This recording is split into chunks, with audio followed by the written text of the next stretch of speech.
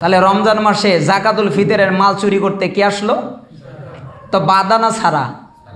তা আপনারা কি বুঝলেন? বাদানা ছাড়া ছাড়া, তার মানে ছোট শয়তানগুলো ছাড়া থাকে।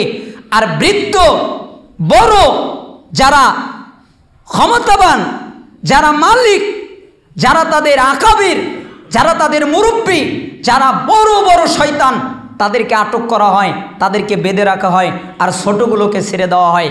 রাসূল সাল্লাল্লাহু আলাইহি সাল্লাম বলেন, যখন রমজান মাসের শুরু হয়ে যায় তখন অবাধ্য জিন আর শয়তানদেরকে বন্ধ করে দেওয়া হয়। আর শোনো, অবাধ্য জিন, অবাধ্য শয়তান এরা বন্ধ থাকে, এমনকি জাহান্নামের দরজাগুলোকে বন্ধ করে দেওয়া হয়। এর একটাও খোলা থাকে না, সবগুলোকে বন্ধ করে দেওয়া হয়। জান্নাতের দরজাগুলোকে খুলে দেওয়া হয়, এর একটাও বন্ধ থাকে না। জান্নাতের দরজা খুলে দেওয়া হয়, জাহান্নামের দরজা বন্ধ করে দেওয়া হয়। জাহান্নামের দরজা খোলা থাকে না, জান্নাতের দরজা বন্ধ থাকে না। শোনো, ওই সময় একজন আহ্বানকারী যে আহ্বান করে, মালাক ইয়া বাগিয়াল খায়রি আকবিল, হে কল্যাণ অনুসন্ধানী, তোমরা যারা কল্যাণ কাজ করো, তোমরা যারা ভালো কাজ করো, তোমরা যারা উত্তম কাজ করো, তারা আল্লাহর কাজে এগিয়ে যাও। অবাগিয়া শাররি আকসির, আর তোমরা যারা মন্দ কাজ করো, অকল্যাণ কাজ করো, তোমরা থেমে যাও। তোমরা যারা খারাপ কাজ করো, তোমরা খারাপ কাজ করিও না, তোমরা থেমে যাও। তোমরা যারা মন্দ কাজ করো, তোমরা থেমে যাও। তোমরা যারা ভালো কাজ করো, তোমরা এগিয়ে যাও। রাসূল সাল্লাল্লাহু আলাইহি সাল্লাম বলেন, রমাদানে আল্লাহ তাআলা মানুষকে জাহান্নাম থেকে বের করেন, জাহান্নাম থেকে মুক্ত করেন। আর এটা প্রত্যেক রমাদানের প্রত্যেক রাতেই এটা হয়ে থাকে। আল্লাহ প্রত্যেক রাতেই এক শ্রেণীর জাহান্নামীদেরকে বের করে আল্লাহ তাআলা জান্নাত দান করেন। তার মানে রমাদান গুরুত্বপূর্ণ মাস, ফজিলতপূর্ণ মাস। মিশকাতের 1960 নম্বর হাদিসে এটা এসেছে।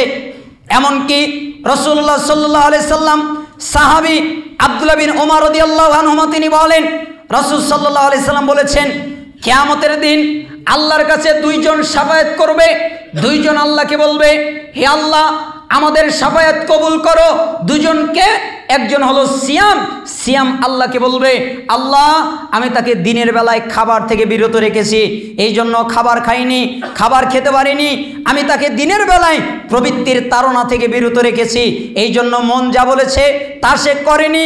আমি তাকে দিনের বেলায় খারাপ কাজ থেকে বিরত রেখেছি, এই জন্য সে খারাপ কাজ করতে পারেনি। আমি তাকে বিরত রেখেছি, এই জন্য খাবার খেতে পারিনি, এই জন্য খারাপ অন্যায় কাজ করতে পারিনি। আপনি আমার শাফায়াত কবুল করেন। আর ওই দিকে কোরআন বলবে, হে আল্লাহ, আমি রাতের বেলায় তাকে জাগ্রত রেখেছি, তাকে বিছানায় পিঠ লাগানো থেকে দূরে রেখেছি। সে ঘুমায়নি, রাত্রে কোরআন তেলাওয়াত করেছে, রাত্রে কিয়াম করেছে, রাত্রে সালাত আদায় করেছে, রাত্রে কোরআন তেলাওয়াত করেছে। অতএব তার ব্যাপারে আমার শাফায়াত কবুল করেন। তখন আল্লাহ তাআলা সিয়ামেরও শাফায়াত, কোরআনেরও শাফায়াত, দুইজনেরই শাফায়াত আল্লাহ তাআলা কবুল করে দিবেন। তার মানে আপনি যদি সিয়াম পালন করেন, সিয়াম শাফায়াত করবে।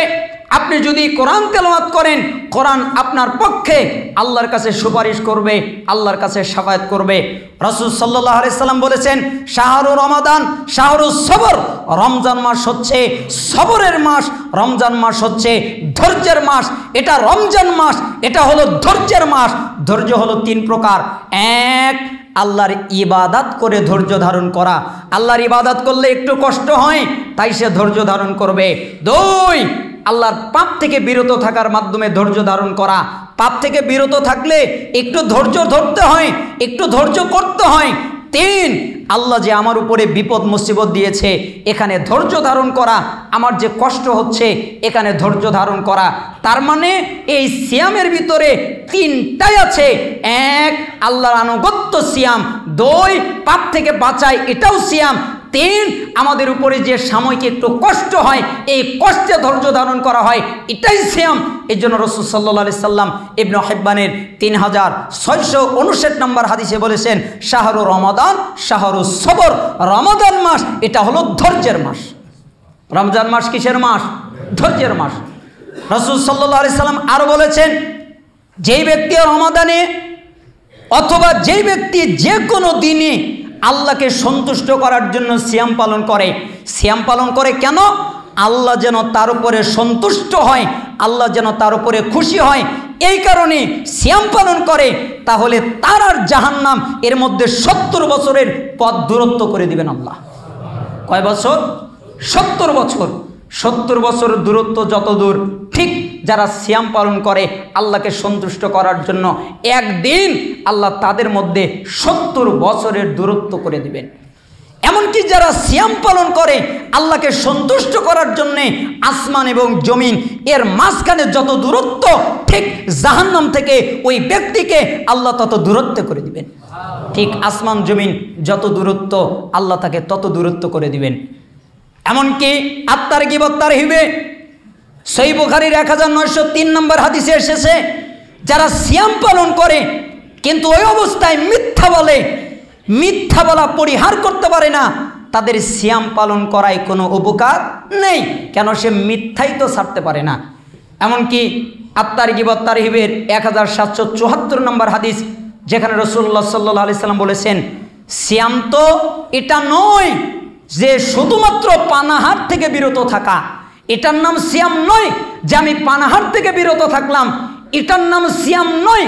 তাহলে সিয়াম কি? সিয়ামের অর্থ হলো যাবতীয় অপছন্দনীয় এবং অনর্থক, যাবতীয় অপছন্দনীয় কথা কাজ থেকে বিরত থাকা, এর নাম হচ্ছে সিয়াম। আমরা সিয়াম বলতে কি বুঝি জানেন? আমরা সিয়াম বলতে বুঝি যে না খেয়ে থাকাটাই সিয়াম, তাই না? আমরা এটা বুঝি না যে না খেয়ে থাকাটাই সিয়াম, এটাই আমরা মনে করি। কিন্তু সিয়ামের অর্থ এটা নয়। সিয়ামের অর্থ হচ্ছে যাবতীয় পানাহার এবং যাবতীয় অপছন্দনীয় অশ্লীল কাজ কথা থেকে বিরত থাকা, নির্দিষ্ট সময় থেকে নির্দিষ্ট সময় পর্যন্ত, এটাকে বলা হয় সিয়াম। তার মানে হাতের সিয়াম আছে। কিসের সিয়াম? হাতের সিয়াম। এই হাত দিয়ে আপনি জুলুম করতে পারবেন না, এই হাত দিয়ে আপনি অন্যায় করতে পারবেন না, এই হাত দিয়ে আপনি অশ্লীলতা করতে পারবেন না। কেন? এটার নাম সিয়াম। এই মুখ দিয়ে আপনি মিথ্যা বলতে পারবেন না, এই মুখ দিয়ে আপনি গীবাত করতে পারবেন না, এই মুখ দিয়ে আপনি হারাম খাদ্য খেতে পারবেন না। কেন? এটার নাম সিয়াম। এই কান দিয়ে আপনি হারাম কোনো কিছু শুনতে পারবেন না। কেন? এটার নাম সিয়াম। আপনি পা দিয়ে হারাম কাজের দিকে এগিয়ে যেতে পারবেন না। কেন? এটার নাম সিয়াম। আপনি এই চোখ দিয়ে হারাম কোনো জিনিসের দিকে তাকিয়ে দেখতে পারবেন না। কেন? এটার নাম সিয়াম। সিয়ামের অর্থ নয় শুধু খাবার থেকে বিরত থাকা, এটার নাম সিয়াম নয়। সিয়াম খাবার থেকে বাঁচবে, অশ্লীলতা থেকে বাঁচবে, অন্যায় থেকে বাঁচবে, অপরাধ থেকে বাঁচবে, এটার নাম হচ্ছে সিয়াম। তার মানে একসাথে তার হাত পা অঙ্গ প্রত্যঙ্গ সবগুলোই কাজ করবে।